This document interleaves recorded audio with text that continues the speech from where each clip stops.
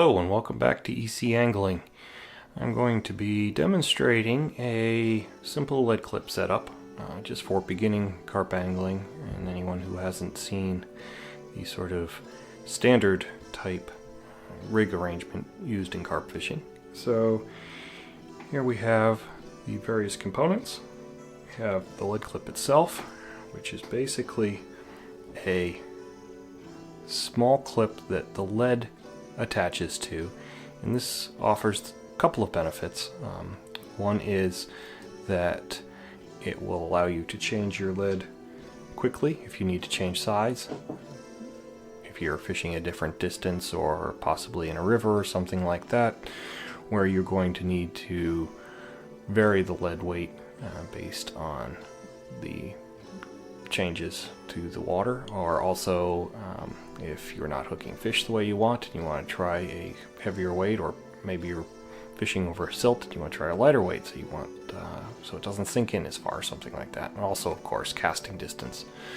If you find you need to all of a sudden cast a lot farther, then you can put on a bigger weight. So that's part of the benefits of a lead clip. The other is that it is very safe, and I will demonstrate that once the rig is tied here and show you why it is safe. Basically, in short, it allows the lead to be dropped off should it become snagged. So it's also very easy to set up. So here we have a little bit of leader material. In this case, it is sinking shock leader material, and there'll be a link in the description below to all the equipment here, all the components that I've been using. And so this could be lead core here. I just chose a dark material because it shows up well against the background, but this could be lead core, this could be just your main line coming from your reel. You could put some anti-tangle tubing over your main line if you wanted to fish it straight through that way.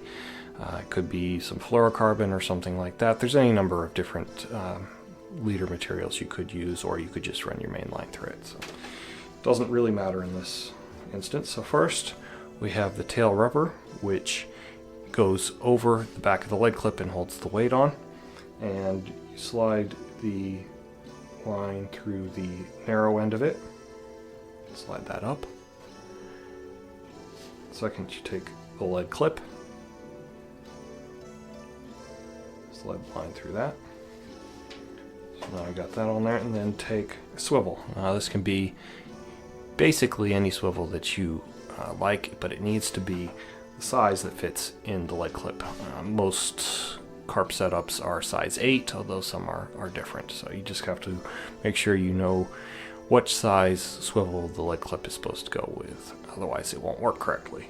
So now we're just going to tie on the swivel.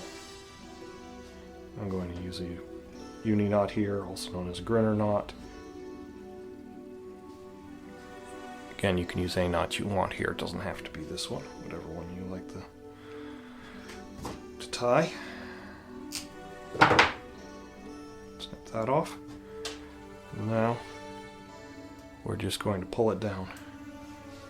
So if you'll listen closely, and if you notice the click there as the swivel snaps into the end of the clip. Now you take your lead of choice. In this case, it's a 3 ounce Gardner bolt bomb. Put it on to the lead clip, and then the tail rubber. You can see how this piece of the clip extends along the sort of base of it, and we're going to just slide in both halves of the lead clip into that tail rubber. And there we have it. That is the completed rig there. It's extremely simple, casts fairly well, and easy to change. And then if you were to hook a fish and it became snagged, or it got stuck in some weed or something like that, as the fish pulls, they'll just pull apart and drop the lead off. You can set it up to do that more easily by not pushing the tail rubber on as far.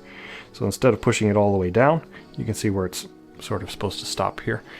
You can do that. That'll be fine. As long as you check it and make sure it ejected like I just did, and it'll be fine. Or you can pull this back a bit. You don't have to push it all the way down.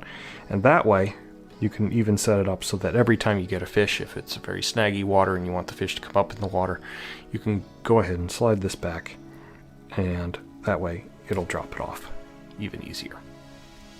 So, on the swivel side, I always generally use a quick change, and then you'd run your hook link through this anti-tangle sleeve here. And there you have it. Extremely simple and easy to use, and has some obvious benefits. There you have it. There is a few things to be aware of, and one of them is that if this tail rubber here does not grip the lead clip itself tightly, then you're going to have issues with it potentially dropping off when it hits the water when you're casting. Now, this is generally only a problem if you are using some sort of PVA stick or a very large hook bait or something like that causes the hook link side to pull up when it hits the water. So it would hit the water and eject at the same time, basically, because the lead is plummeting faster than what your hook is doing. There are ways around this. One is if you push the tail rubber all the way up against the clip, it will be harder for it to eject the lead, and so will be less likely to do so. The other is you can tie the lead to the lead clip right here with some PVA string, which of course is a bit fiddly and maybe not as ideal as just having a lead clip that's not going to dump your weight when you don't want it to. But anyways, so that's basically the setup there, and it is accounted for just a huge number of carp and is extremely popular and definitely worth a shot if you haven't tried it before. As always, thanks for watching EC Angling. Be sure to like and subscribe, and I'll have some more content coming soon. Thanks for watching.